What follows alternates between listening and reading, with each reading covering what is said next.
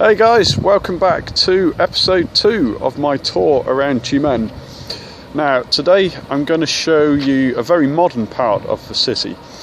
Last time I showed you the very centre, Svitnoy Boulevard, but today this is an area that didn't even exist, well certainly not in its current form, when I arrived 7 years ago. Now just over my shoulder you can see Buloshnaya. This is the start of the tour of this part, which is European Quarter. This is very close to where I live. Now this cafe behind me, Buloshnaya, is one of probably my all-time favourite cafes. And those of you who know me well know that I take my food very seriously. Now we're going to bob inside very briefly, but I'm not going to spend too long because it will be a little bit awkward talking in English in a foreign country, but I'll show you what it's like.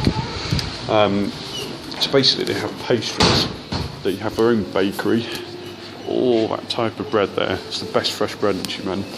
Let's have a look at this. Got all croissants, chocolate and everything. There's a little kids play area in the corner which my daughters like. But it's not just that, they've got loads of cakes. And look at this, lots of all this dessert as well. Leave it. This lady knows my mum. Every time my mum comes, she says hi. Look at this, they've got roast beef, sandwiches, a lot. Pretty good, right? So, anyway, this is I'm actually underneath a huge residential block. There must be, I don't know, probably 20, 25 blocks. This whole development around here, well, I'll explain a bit more. Basically, it was completely different, and this is a whole new development. Now, this little bit here is like a mini shopping centre. There's a little wine shop there. There's a fitness centre here. There's just shops for everything really. Down here they have a little playroom where my daughter had her 4th birthday party. Actually, no, I don't think I'm allowed to go down that bit. I better not. Certainly not filming anyway. Never mind. The point is, this is, look at it. This is a pretty modern place. Now, above me there are about 15 floors of flats, but this is the crown jewel of everything. This is the square of European Quarter. Now, today, as you can see, just have a look at the sky first. You won't see my face, but that's probably not a bad thing. Just look how clear blue that sky is. Absolutely glorious morning. I'm currently filming this at the end of March, so for most people that means spring. It means spring here, but spring is a very different thing in Russia, certainly in Tyumen anyway.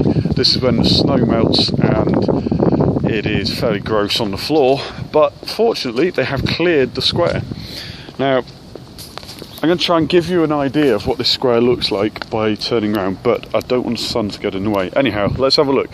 This is a wide open space, as you can see. Now, behind me you can see all those blocks. They're all, the name of this is European Quarter. They, of course, have tried to design it in a European style.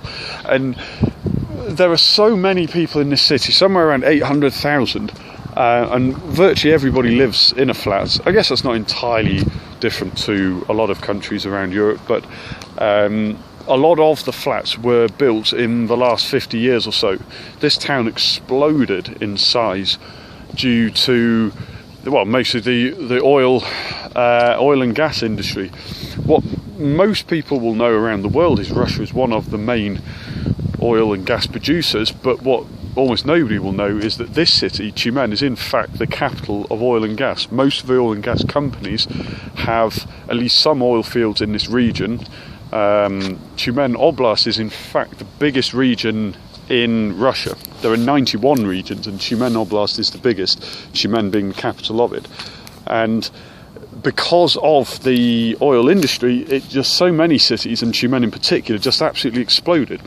This city itself is over 400 years old, so it's been around a long time, but it wasn't really much more than a town. In fact, it used to be called the capital of villages. That's the nickname that is still given to it. This is no longer a village, but they still use it as, locals use it as a tongue-in-cheek reference to their past Others use it as a slightly more insulting term, kind of a sort of more a rude version of country bumpkin, if you like. But this is just an example of how much the city has completely developed and changed.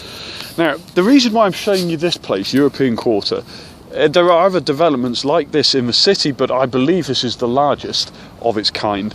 But mostly because of again, like I showed you last time, it's the social aspect, the use of public spaces. I mean, behind me here, if you can see this line, this long line of grey squares, I'll see if I can get my fingers to put that. Sorry, let's get closer. This line over here, what you won't have noticed is it is in fact a multicoloured fountain. Now, I'll just give you a low down shot. Now, obviously you can't see any water because it's not on right now, but the small gaps between the stones, that's where the water pours away. So when the water's not pouring, it looks like a perfectly normal pavement. Now, if we go a bit closer, this you can see is the light. The fountain comes up either side, and when it's in the late evening, it is truly beautiful. Kids run around playing in it, you know, dogs run through it, people in bikes run through it if they're feeling particularly daring. And it's one of those weird curiosities of life for me, that an open space like this, on the one hand, it's just a flat, open place laid with bricks, but it really is a huge social hub, not just for all of these, you know, buildings behind me, but people come from much further around to come and spend time here. You know, as a former student of mine, Xenia, her husband Edward, well, both of them, they're very creative people. They present events of different kinds, and Edward, he actually hosted okay, I will admit it was a little bit on the poncy side, but it was very creative. It was a poetry evening right here, just over there in that part of the square, and they had some singers, they had some poetry readings, and they had some deck chairs out, they had a little stage put up.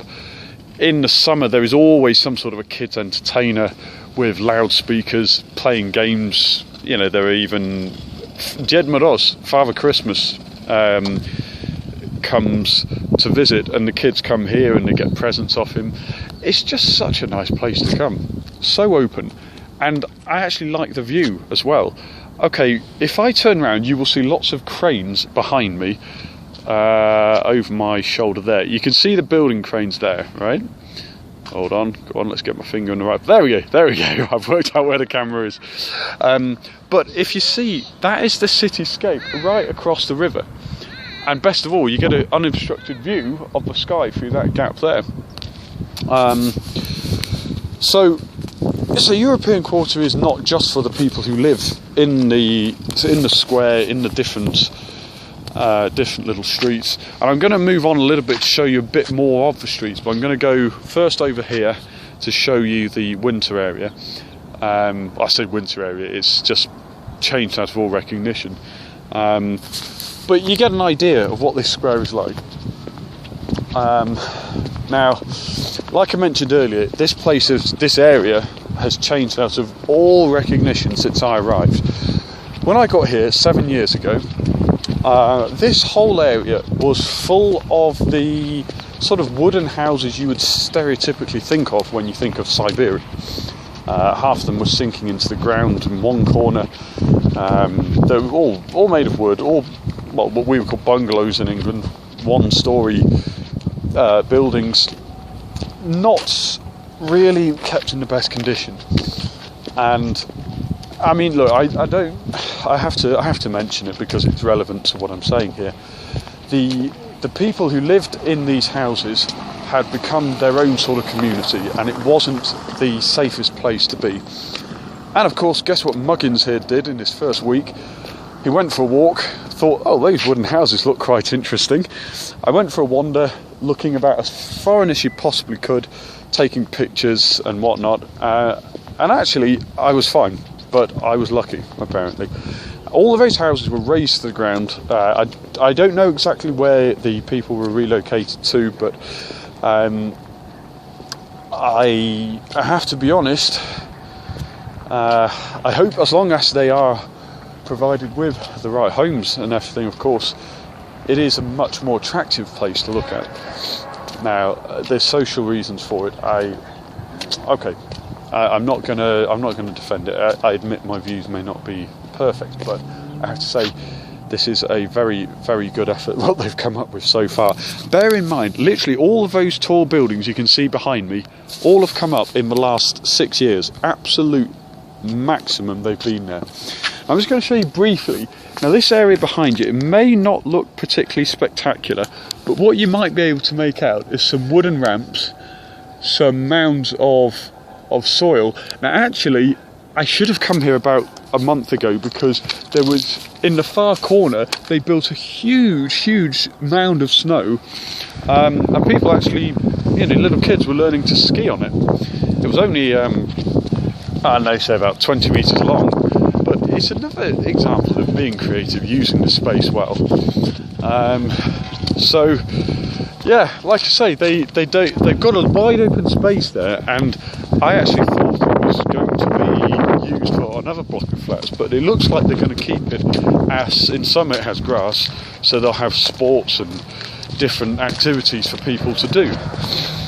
Now, I'm just going to take you around one side. I've got to show you the playgrounds, the play areas. This is, for me personally, another phenomenon of Russian life, Russian city planning. There is a law that states every block of flats must have some form of play area for children, and next to it, and it is quite astonishing. Some of them, yes, I admit, are not the newest installations, the newest equipment, but they all have a slide, they all have a swing, and most of the places now actually do have very, very nice playgrounds. I remember as a kid having to get in the car to go to the nearest playground. I mean, I was never without somewhere to go, to entertain myself. I live next to a park, but, an actual playground. It's a bit of a laugh for kids. It's, here, you can't move more than 100 metres without seeing one. So, anyhow, let's go and have a look at one. Just have a look behind me, this little view here. You can see the efforts they're making to make it look European, with the street lamps and the slightly unorthodox, uneven street planning. Not a grid like New York. I'm nothing against New York at all, but just simply the style, what they're trying to go for. Now, between each block of flats, they have a row like a boulevard in the middle. Really, really wide space. So have a look at this. Come around the corner. This is how wide the space is. I'm going to come and show you this bit, because this is one of my daughter's favourite places to play. Well, it certainly used to be when they were younger. So here we are in one little playground. Got some swings over there. Massive little climbing frame there. And in the far distance, I'm not going to go all the way down there just for the sake of it, but there's a cage for playing football and basketball pitch as well. So basically, this is what I wanted to show you. I wanted to show you what some living spaces can be like in Russia.